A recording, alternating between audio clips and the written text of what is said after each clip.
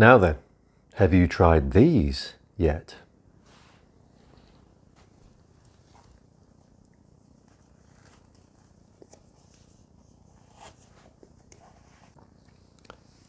Not recommended to put on with one hand. However, it is just about doable. There we are. These, for those not in the know, are Skinners. Recommended to me by a wonderful guy on my course called Thomas. Thank you again, Thomas. I get people engaged in various conversations around wellness activities, around healthy practices, around ideas like this. And so I've been giving these a go for about a month and a half, and I have to say I really like them. Here's why.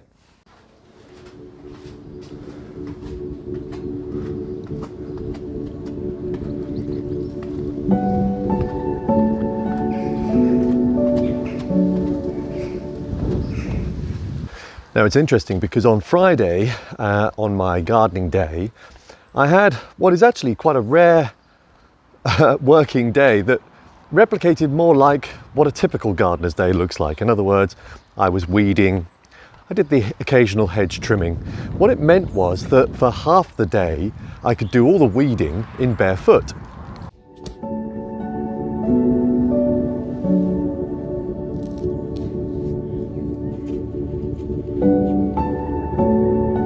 So I know which ones my feet prefer.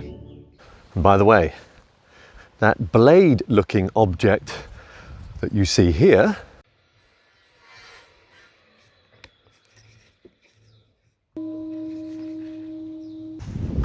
is a Japanese gardening trowel. I highly recommend it.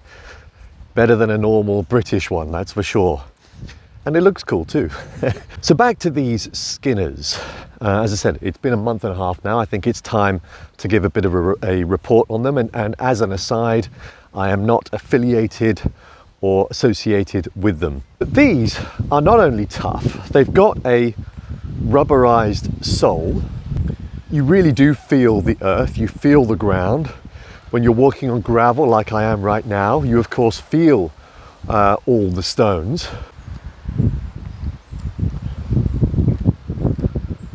But that's kind of what you want. You want your feet to toughen up. And I do think there is almost a reflexology shiatsu result that you get from these, in that, of course, every stone that you feel can appear on any part of your foot.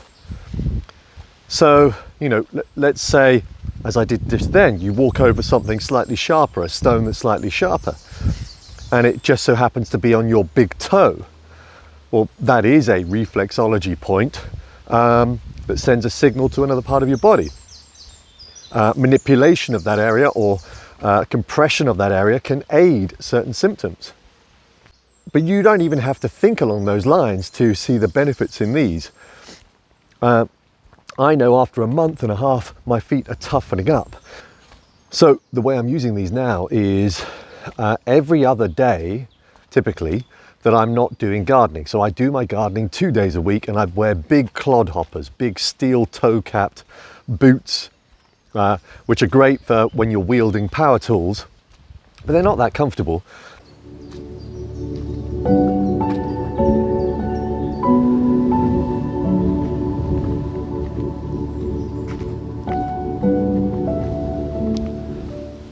You may well have some pain initially in the heel of your foot, because if you're used to wearing trainers, for example, then you may well be a heel striker. In other words, your heel hits the ground first as you step. This again takes a while to transition. You'll probably also feel it in your ankle when you wear barefoot shoes and your whole composition, your body position changes.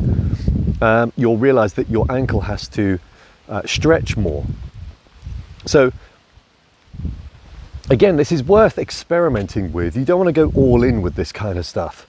And certainly if you're running, you don't want to use these straight away. You want to reduce the heel to toe ratio. But I have to say, if you are used to barefoot technology, these are amazing.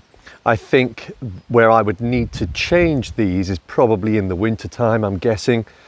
And then obviously there's various options that you could go for, waterproof type barefoot technology.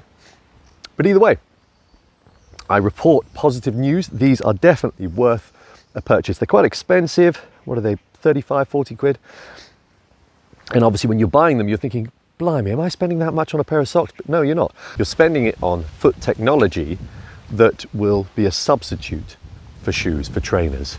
And you'll get to wear them all the time, just as you would a pair of shoes. So therefore, for 35, 40 quid, that's not too bad. Now, they do recommend that you wear socks, as I'm doing right now.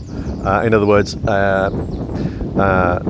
the ones that you saw at the beginning of the video there. That makes sense because it means that you're less likely to have stinky skinners after a while. However, the only thing I would say is, yes, that is mostly what I'm going to do. But if I was running around on grass that had some incline, for example, then by wearing socks inside your skinners, you're going to notice that the skinners start to slide off. So I would suggest not. Hello, mate. I didn't realise it was you. Yeah, I'm just rounding this off. I'm talking about skinners. You've been in the river? Yeah. Oh, nice. Oh, good work, mate. You are committed. Pro fell runner.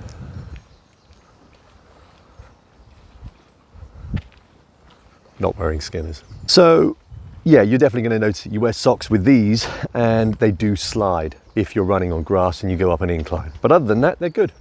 Give them a go. I'll drop a link below, but as I said, I'm not associated with these in any way. But at the present moment, 1.5 months in, I highly recommend them. Bye for now.